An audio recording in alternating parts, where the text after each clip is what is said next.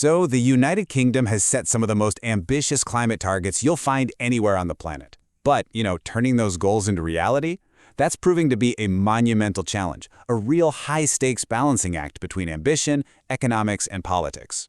Let's dive in. The UK was a real pioneer in making climate action legally binding.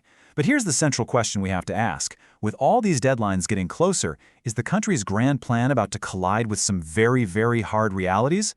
Let's break it down. First up, let's just look at the plan itself. Think of it as the thesis.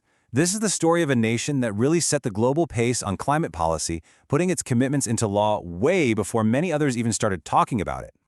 What's really interesting is that this isn't some recent trend. The UK's commitment goes way back. In 2008, the Climate Change Act created a whole legal framework for cutting emissions. A decade later, it became the first major economy to lock in that net zero by 2050 target. And that ambition is still going strong, with plans for clean power by 2030 and constantly updated carbon budgets to map out the path forward.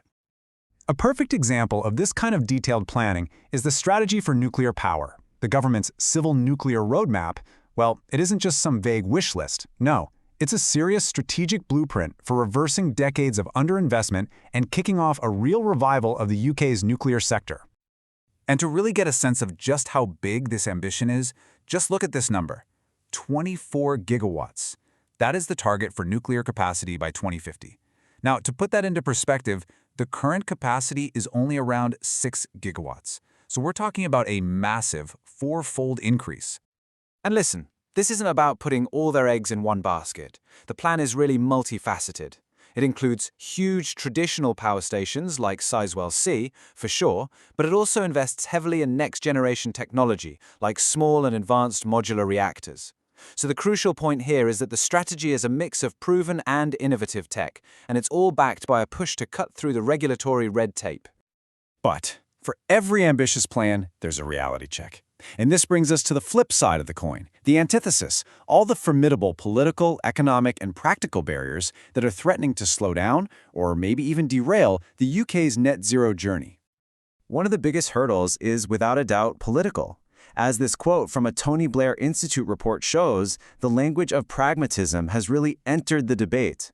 And research shows this term, which sounds so reasonable, is often used to frame rapid climate action as extreme, justifying delays and protecting the fossil fuel status quo, even as scientists are calling for huge transformative change. Then there's the infrastructure problem, which is perfectly captured by this committee report title, Gridlock or Growth. Think about it. You can build all the wind farms and nuclear plants you want, but if you can't actually connect them to homes and businesses, you've got a major problem. Upgrading the national grid is just a monumental and incredibly costly task. And then you've got the economic challenge for ordinary people, the bit that hits all of us in the wallet. Right now, policy levies and social costs are stacked onto electricity bills, making electricity way more expensive than gas. This creates a direct disincentive for households to switch to greener options like electric heat pumps, which are a key part of the whole net zero plan. Okay, so we have the ambition on one side, and we have these massive obstacles on the other. This leads us to the synthesis. How do you find a viable path forward that actually balances climate goals with economic security and social fairness? Right at the heart of this balancing act is this concept of a just transition. This isn't just about emissions targets. It's about people. It's the core principle that the move to a green economy absolutely has to be fair, creating new jobs and supporting the communities that are most affected by the decline of old industries. And the stakes here are incredibly high. A poorly managed transition could put as many as 90,000 jobs in the UK's oil and gas sector at risk. These are highly skilled workers, often in specific regions, where entire local economies really depend on that industry. This quote from Harriet, an MP who represents the very heart of Scotland's oil and gas sector, just powerfully captures that anxiety. Workers and their communities need a gradual glide path with time for retraining and building new industries, not a sudden cliff edge that just leaves them behind. This brings us to a really crucial shift in thinking. The old view saw a competition. You could have energy security or you could have climate action, but not both. The new view, though, is that they are mutually reinforcing. In fact, developing homegrown renewables and nuclear power actually enhances energy security by making the UK less dependent on those volatile international fossil fuel markets. Finally, it's so vital to remember that the UK's domestic efforts don't happen in a vacuum. This is part of a huge global challenge, and the UK plays a pretty significant role on the international stage. And the impact here is significant.